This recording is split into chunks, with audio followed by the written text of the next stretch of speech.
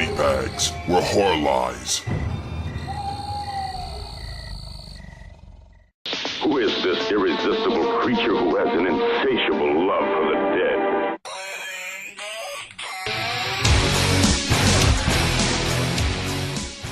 Hey guys, welcome to week 2 of BodyBags. This is your fright chick speaking. Happy Wednesday everybody. By now you know that we're going to be reviewing the most god-awful film to ever hit the planet. I was warned several times by the majority of movie reviewers and the rest of the BodyBags team to not even bother watching this movie. But I went and bought it for £1.42. I actually regret it. Texas Chainsaw Massacre. The Next Generation. You know, I remember seeing this cover when I was a child in the video store. And I never rented it, and I really wish I had, because then I probably wouldn't own it right now. This movie is a pile of crap. This is going to be a half rant, half review, because I really need to just get out my frustrations with this bloody film.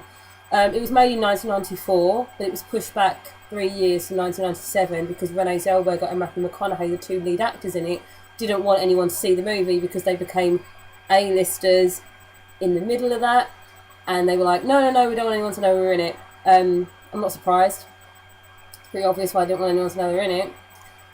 Yeah, it basically centres on 4 teenagers. It's prom night. One of the teenagers catches her boyfriend making out with some other girl, decides to jump in his car, not realising that the other two are in the back seat.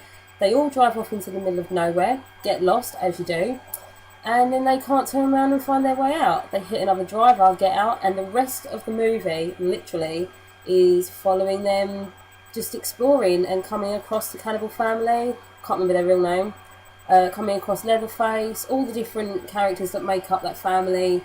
Some of them get killed, some of them don't. It's just basically the first movie retold for the 90s. There's nothing really stand out about it.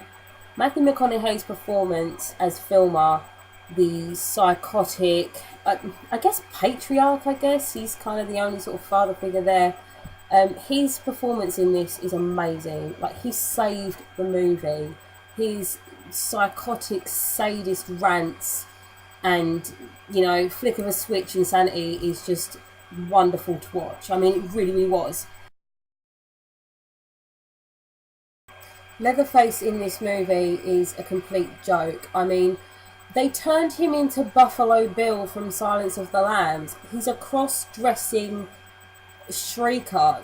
There's nothing scary about him, honestly. I mean, I must admit, when he grabs Heather that one time, that was pretty good.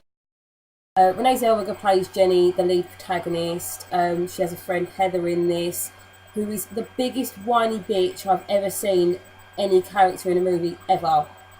I just wanted to hit this girl every time she was on the screen. Yeah, you've got the two boys who are meant to be the boyfriends. They don't really do anything. There's no character development. There's no real screen presence. They sort of bugger off quite quick. It's mainly just about Jenny and her running around trying not to get killed. She gets the shit kicked out of her in several different ways, loads of times, and it gets to a point where you sort of think, you should probably be at least unconscious by now, and you're not. There's a pretty good, you know, sort of climactic scene near the end. There's a few good action scenes in the middle, but it's basically a movie that pays homage to the first one. You know, there's a few copycat moments. There's the meat hook death scene. I think there's this a very similar looking scene, you know, when the guy gets hit with the sledgehammer. Obviously the dinner table scene is in this. It's not done as well as the first one, but it's still there. There's not really much else to say about the movie because the plot is so very thin. It's literally the plot of the first movie, only the first movie was 10 times more interesting than this.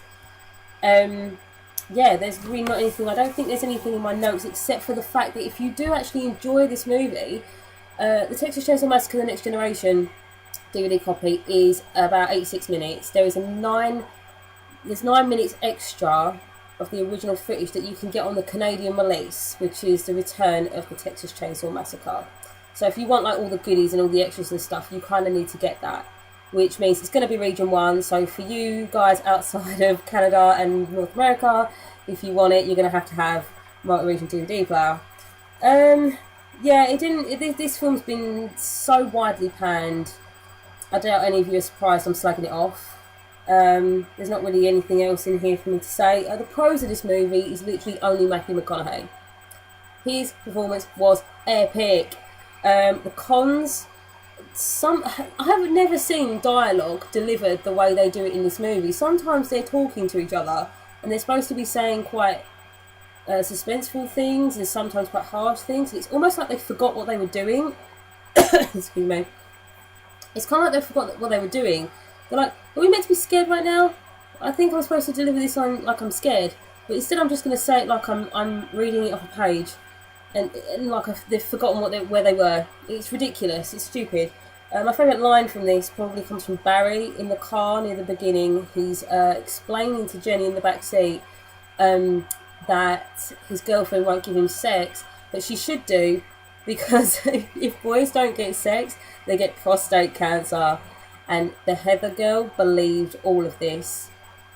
That's probably the funniest line everyone's ever said. It's amazing. I'm probably going to end this here now because, like I say, this movie has nothing going for it. I'd like to hear in the comments below how shit you thought it was. If you thought it was great, then definitely comment, because I'd like to know why. I genuinely would. Stay tuned for more from BodyBags this week, and you'll see me next week. Bye!